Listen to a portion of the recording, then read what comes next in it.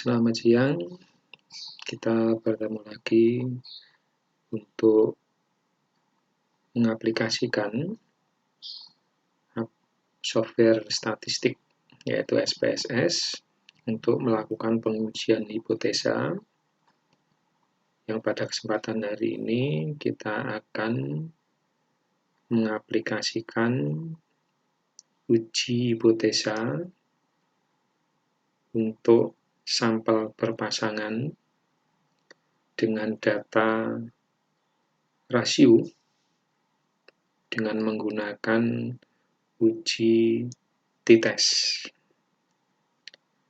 Ya. Nama lengkap dari ujinya adalah Paired Sample t-test. Kita masuk ke data. Nah, kita konsentrasi di sini ya. Konsentrasi pada kolom 3 dan kolom 4. Misal, kita memiliki data berat badan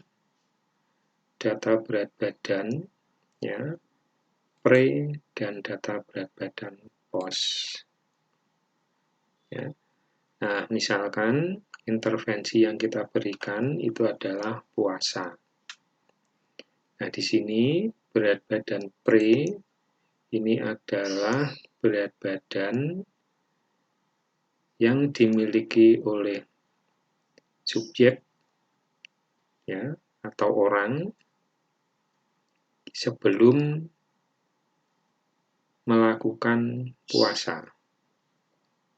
Ya, sedangkan berat badan post ini adalah berat badan setelah melakukan puasa. Ya, misalkan puasa 1 bulan. Nah, jadi di sini kita memiliki subjek yang kita amati sebanyak 20. Nah, ini ada 20. Nah, pengamatannya adalah sebelum puasa dan sesudah puasa. BP pre ini adalah berat badan sebelum puasa, BP post adalah berat badan setelah puasa. Nah, pengujian ini nanti akan kita lakukan untuk mengetahui ya, adakah perbedaan berat badan antara sebelum dan sesudah puasa. Nah, pengujiannya ya kita nanti akan melakukan pengujian dengan menggunakan Paired Sample t-test. Nah, ingat bahwa Paired Sample t-test ini adalah masuk di dalam kelompok uji hipotesa parametrik. Nah, sehingga untuk bisa digunakan, maka uji Paired Sample t-test ini harus memenuhi syarat normalitas data. Nah, oleh sebab itu, sebelum kita memulai untuk menganalisa dengan menggunakan uji T, kita perlu cek dulu apakah data berat badan dari dua kelompok ini, BP pre, BP post ini, dua-duanya adalah normal. Kalau nanti dua-duanya normal, maka kita bisa melanjutkan ujinya dengan menggunakan uji t-test. Tapi kalau nanti dua-duanya tidak normal atau salah satunya tidak normal, maka kita nanti tidak akan menggunakan uji t-test, tapi kita menggunakan alternatifnya, yaitu menggunakan Wilcoxon. Baik, jadi tahapan pertama kita akan melakukan pengecekan apakah kedua kelompok data ini, pre dan post ini, terdistribusi normal. Caranya, klik Analyze, ya, Descriptive, kemudian Explore, ya, Explore, kita masukkan yang akan kita uji normalitasnya. Nah, masuk ke variabel dependent, ya, dua-duanya masukkan, kemudian klik plot. Nah, di sini ada pengujian normalitas. Oke, ya. Nah, klik saja di sini, kemudian continue. Sudah, lanjutkan dengan klik OK. Ini adalah output pengujian normalitas data dari dua kelompok data tadi. Ya, ini deskriptifnya. Ya, BPP min-nya adalah 61,15, medianya 61,00, standar deviasinya 4,705, ya, dan seterusnya. Kalau yang berat badan pos rata-ratanya 60,70, ya, kemudian standar deviasinya 4,589. Itu data deskriptifnya. Nah, sekarang kita lihat uji normalitasnya. Nah, dalam tabel uji normalitas ini, kita memiliki dua alternatif. Diuji menggunakan Kolmogorov-Smirnov atau menggunakan Shapiro-Wilk. Ya, bedanya di mana? Kalau Kolmogorov ini uji normalitas untuk sampel lebih dari 30. Kalau Shapiro-Wilk ini kurang dari 30. Nah, karena kita tadi memiliki data sampel kita adalah 20, maka yang kita baca adalah hasil dari pengujian Shapiro-Wilk. Ya. Nah, di sini, jadi yang kita baca nanti adalah di sini. Terutama yang kita baca adalah signifikansinya. Nah, signifikansinya ini. Nah, kita coba lihat yang pre ini ya. Untuk BPP normal atau tidak? Kita coba lihat di sini. Terus tarik ke kanan, dihasilkan 0,105. 0,105. Nah, untuk mengambil kesimpulan apakah normal atau tidak, nilai p-value ini bandingkan dengan nilai alfa yang kita pakai.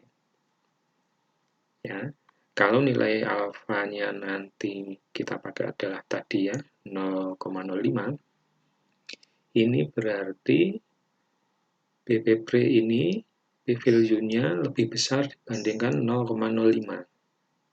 Dibandingkan alfanya itu lebih besar. Nah, kalau dibandingkan alfanya itu lebih besar, maka kesimpulannya adalah data BPP ini terdistribusi normal.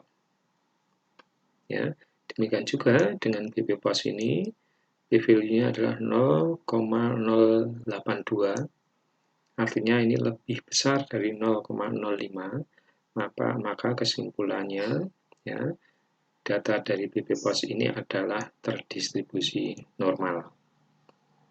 Nah, setelah kita membuktikan bahwa data ini terdistribusi normal, maka kita bisa melanjutkan dengan melakukan pengujian t-test. Ya, kita kembali ke data, klik go to data. Ya, oke, ini data kita akan lakukan analisa. Caranya, analyze, tarik ke bawah, compare min. Ya, compare min. Kemudian kita punya pirate sampel t-test ada di sini. Pirate sampel t-test. Klik. Nah, kita masukkan BPP-nya satu persatu. BP pos-nya masuk. Nah, sudah masuk ke dalam jendela ini. Pirate variabel ini, ya, ini sudah bisa kita proses analisanya. Ya, caranya adalah dengan klik OK. Nah, kita punya luaran uji t-test. Nah, di sini. Ya. Nah, dari uji t-test, ini deskripsinya ada semacam ini. Ini deskripsinya tadi, seperti yang saya sampaikan di awal tadi. Ya, BPP rata-ratanya 61,15, posnya 60,70, Ya, standar deviasi pre-nya 4,705, post-nya 4,589. Ya. Nah, kemudian kita langsung menuju pada tabel paling bawah. Nah, ini adalah hasil pengujian dengan menggunakan Paired Sample T-Test.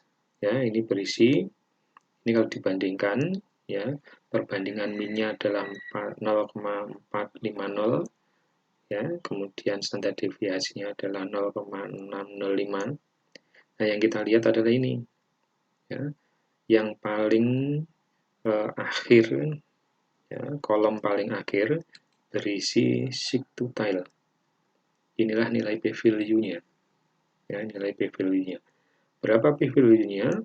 P-value-nya adalah 0,004. Nah, kita sudah punya hasil dari p-value 0,004. Nah, sehingga ini bisa digunakan sebagai bahan untuk mengambil kesimpulan apakah hipotesa nul diterima atau ditolak dengan cara membandingkan dengan alfa yang kita pakai.